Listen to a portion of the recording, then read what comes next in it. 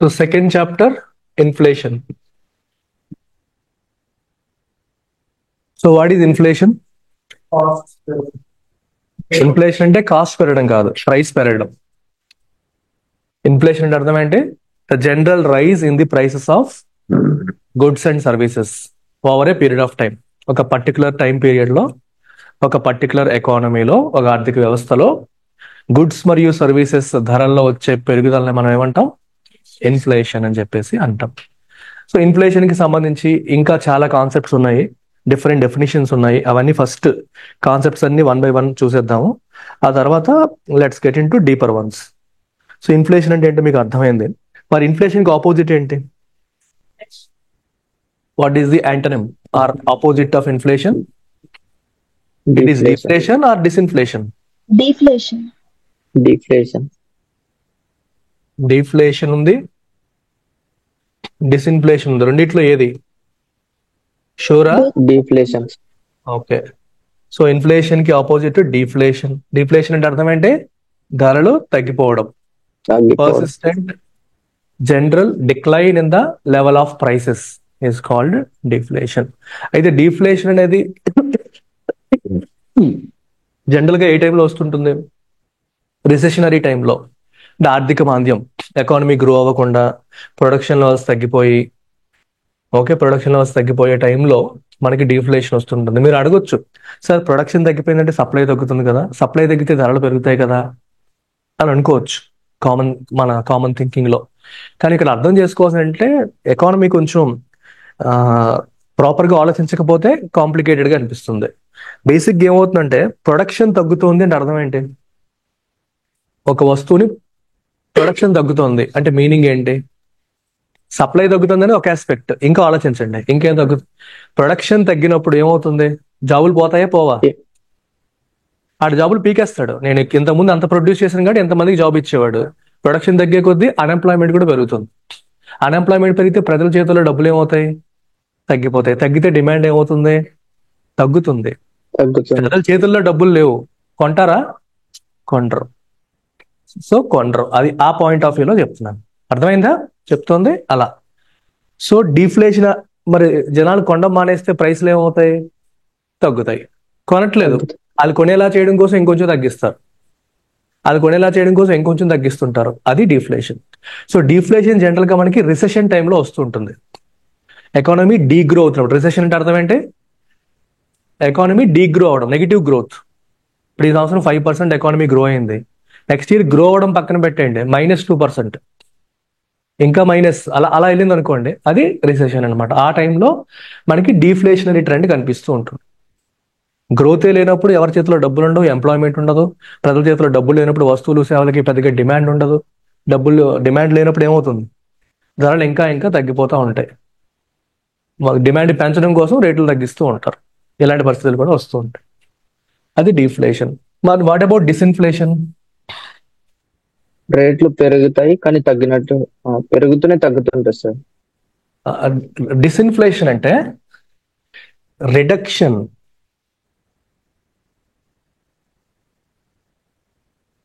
In the pace of or rate of inflation. Inflation rate లో reduction ని మనం disinflation అంటాం. ఫర్ ఎగ్జాంపుల్, ఈ మంత్ 6% ఇన్ఫ్లేషన్ ఉంది, నెక్స్ట్ మంత్ 5% ఉంది, ఆ నెక్స్ట్ మంత్ 4% ఉంది. ఇప్పుడు ఏమున్నట్టు మనకి? డిస్ఇన్ఫ్లేషన్ అన్నట్టు. అంటే ధరలు తగ్గాయా? ధరలు తగ్గలా. ఇన్ఫ్లేషన్ ఉందంటేనే ధరలు పెరిగాయని. కానీ లాస్ట్ మంత్ 6% పెరిగాయి, ఈ మంత్ 5% పెరిగాయి, అలా. సో ధరలు పెరగడం అయితే జరుగుతుంది, ఇన్ఫ్లేషనరీ ట్రెండే నడుస్తుంది. కానీ దాంట్లో ఏంటి? స్లో డౌన్ అవుతుంది. బాగా పెరిగిపోకుండా కొంచెం, లాస్ట్ మంత్ కంటే ఇంకొంచెం తక్కువ పెరిగాయి, ఇంకొంచెం తక్కువ పెరిగాయి, ఇంకొంచెం తక్కువ పెరిగాయి. అర్థమైందా? సో ఇట్లాంటి దాన్ని ఏమంటాం మనం? డిస్ఇన్ఫ్లేషన్ అంటాం. So disinflation is not associated with reduction in prices. గుర్తుపెట్టుకోండి, ప్రైసెస్ తగ్గిపోవడం అని కాదు. డిస్ఇన్ఫ్లేషన్ అంటే reduction in the rate of inflation. Disinflation అంటే ఏంటి? Reduction in the rate of inflation. It is not reduction in prices కాదు. Reduction in prices ఏంటి? Deflation. ఇంతకు ముందుతో పోల్చుకుంటే ధరలు తగ్గిపోవడాన్ని ఏమంటాం? డిఫ్లేషన్ అంటాం, డిస్ఇన్ఫ్లేషన్ అనం. ఇన్ఫ్లేషన్ యొక్క రేట్ తగ్గడాన్ని ఏమంటాం? డిస్ఇన్ఫ్లేషన్ అంటాం. Is that clear everyone online? Yes, sir. Right. Now another interesting word, reflation. What is reflation? Economy full down trend లో ఉందనుకోండి, ఇందాక చెప్పినట్టు డిప్రెషన్ లేదా రిసెషన్ లో ఉంది, అంటే ఫుల్ డౌన్ ట్రెండ్ లో ఉంది. డౌన్ ట్రెండ్ లో ఉంది అర్థం ఏంటి? గ్రోత్ లేదు, నెగిటివ్ గ్రోత్, అన్ఎంప్లాయ్మెంట్ ఎక్కువ ఉంది, డిమాండ్ అసలు లేదు, ఏ వస్తువులు ఎవరు కొనట్లేదు. అలాంటి పరిస్థితుల్లో గవర్నమెంట్ ఏం చేస్తుంది? కీన్స్ ఏం చెప్పారు? JM Keynes, Money supply increase అవుతుంది. గవర్నమెంట్ ఇంటర్వ్యూన్ అవ్వాలి, డిమాండ్ పెంచడానికి ట్రై చేయాలి. అందుకోసం గవర్నమెంట్ ఏం చేస్తుంది? ప్రజల చేతుల్లోకి బాగా డబ్బులు వచ్చేలాగా చేస్తుంది. ఎలాగా? వెల్ఫేర్ స్కీమ్స్ ద్వారా చేయొచ్చు, లేదా రోడ్లు, ఎంప్లాయ్మెంట్ క్రియేట్ చేయడం ద్వారా. గవర్నమెంట్ చాలా ప్రాజెక్ట్స్ టేకప్ చేసి ఇన్ఫ్రాస్ట్రక్చర్ డెవలప్మెంట్ కోసం ఖర్చు పెట్టి పుష్ చేసి ప్రజలకి ఎంప్లాయ్మెంట్ క్రియేట్ చేసి వాళ్ళ చేతుల్లోకి ఎక్కువగా డబ్బులు వచ్చేలాగా చేయడం ద్వారా. సో అప్పుడు ఏమవుతుంది? ప్రజల చేతులకు డబ్బులు వచ్చి మళ్ళీ వాళ్ళు కొనుగోలు మొదలు పెడతారు. ఈ ప్రక్రియనే రీఫ్లేషన్ అంటాం. అలా కొనుగోలు మొదలు పెట్టారనుకోండి, అప్పుడు ధరలు ఏమవుతాయి? మళ్ళీ పెరుగుతాయి కదా. సో ధరలు ఏమయ్యాయి? పెరుగుతున్నాయి. అంటే బాగా డౌన్ ట్రెండ్ లో ఉన్నప్పుడు గవర్నమెంట్ ఇంటర్వెన్షన్ వల్ల మళ్ళీ ఎకానమీ పికప్ అయ్యి ధరలు పెరగడం మొదలైతే అలాంటి పెరుగుదలని రీఫ్లేషన్ అంటాం. మరి రీఫ్లేషన్కి ఇన్ఫ్లేషన్కి డిఫరెన్స్ ఏంటి అనొచ్చు. రీఫ్లేషన్ ధరలు పెరగడమే, ఇన్ఫ్లేషన్ ధరలు పెరగడమే. కానీ రీఫ్లేషన్ అనేది ఎప్పుడు?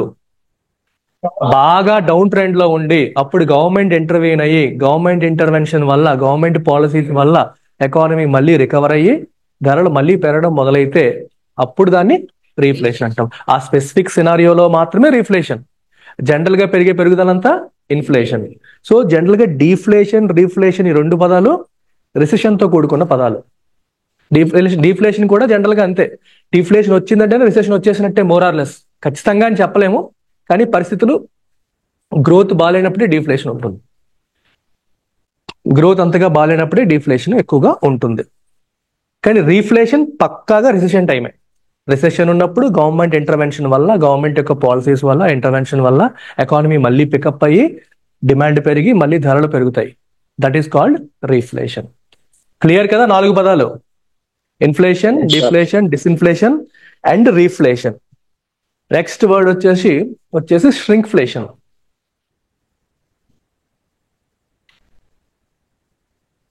What is shrink? ష్రింక్ అంటే కుచించుకుపోవడం.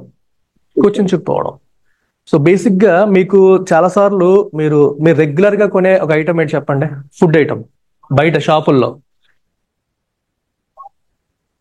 మిల్క్ ప్యాకెట్ కొంటారా మీరు?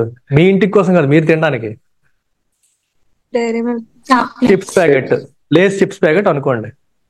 ఓకే, లేస్ చిప్స్ ప్యాకెట్ అనుకుందాం.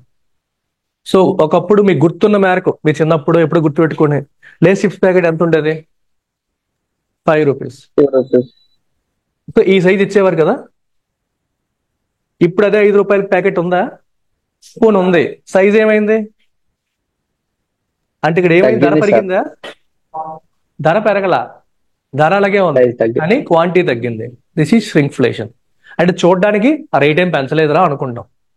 మ్యాగీ కూడా సేమ్ ఎగ్జాంపుల్. మ్యాగీ కూడా ఇప్పుడు సైజ్ తగ్గిపోయింది. ఇంత ప్యాకెటే వస్తుంది. ఆ 10 రూపాయలు కావాలంటే ఇంత ప్యాకెటే వస్తుంది. అలా అయిపోయింది. డైరీ మిల్క్ కూడా, డైరీ మిల్క్ ఎగ్జాంపుల్ అంటే తీసుకోవచ్చు. సో మనకి పాత రేటే వస్తున్న ఫీలింగ్ కలుగుతుంది, కానీ సైజు బాగా తగ్గిపోద్ది. అంటే పెర్ గ్రామ్ కానీ పెర్ ఎంఎల్ కానీ తీసుకుంటే మనకు తెలుస్తుంది లెక్క. పెరిగినట్టే కదా. పెర్ గ్రామ్ లెక్క వేసుకున్నా, పెర్ ఎంఎల్ వేసుకున్నా పెరిగిపోయినట్టు. So that is called shrinkflation. Shrinkflation is a scenario, it's a marketing technique by the companies in which they keep the price same but reduce the shrink the quantity. That is called shrinkflation. But అది ధరలు పెరగడమే కదా at the end of the day. అంతే. జాతిరత్నాల్లాగా ఆలోచించకండి. Petrol ఎంత పెరిగితే నాకెందుకు, నేను వేసేది 100 కదా అంటాడు. అది బుర్ర తక్కువ తెలియదు. అట్లా ఎంత పెరిగితే నాకెందుకు, నేను వేసేది 100 ఇలా అనుకుంటారు కాబట్టే వాళ్ళు ష్రింక్ఫ్లేషన్ వాడతారు. ష్రింక్ అంటే కుచించుకుపోవడం, తగ్గిపోవడం. బట్టలు ష్రింక్ అయిపోతాయి, ఉతికిన తర్వాత ష్రింక్ అయిపోతాయి అంటారు చూడండి కదా. క్లియర్ కదమ్మా అందరికి? ఎవరైనా ఉన్నారా జాతిరత్నాలు ఇక్కడ? ఎనీ జాతిరత్నం హియర్ ఆన్లైన్? Okay, clear. చెప్పండి. Online.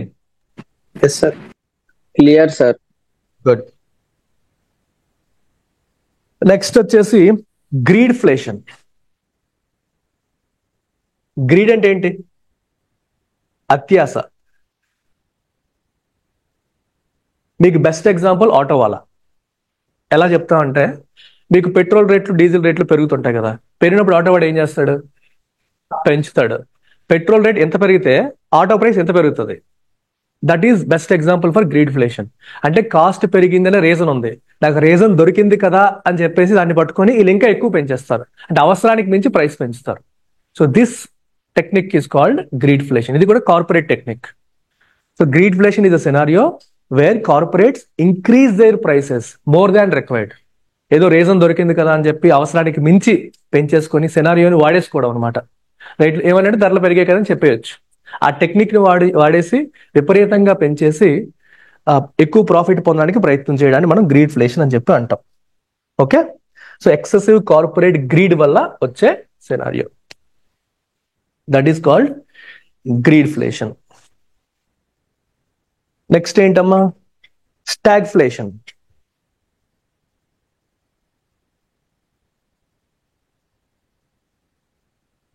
What is stagflation?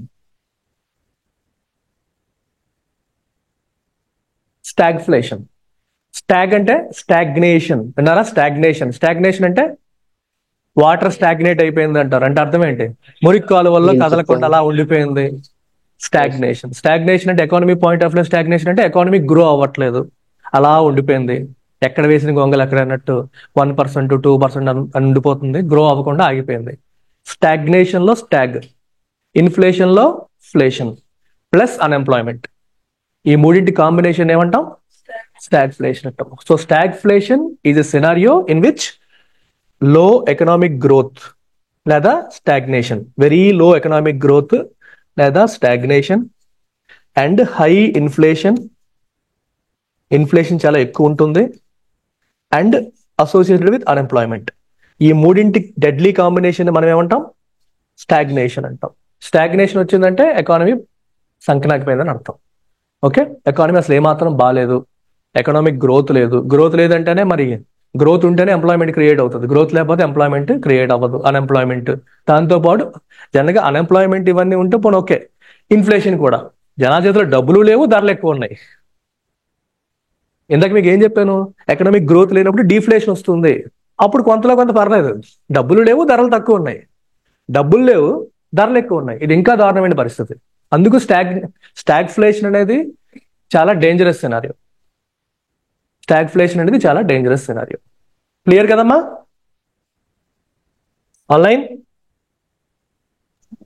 Stagflation clear కదా? యా. భరత్ కళ్యాణ్, భూమి, భువన్, చందు, మా ఇందు వాళ్ళ చెల్లె చందు. Okay, next స్క్యూఫ్లేషన్.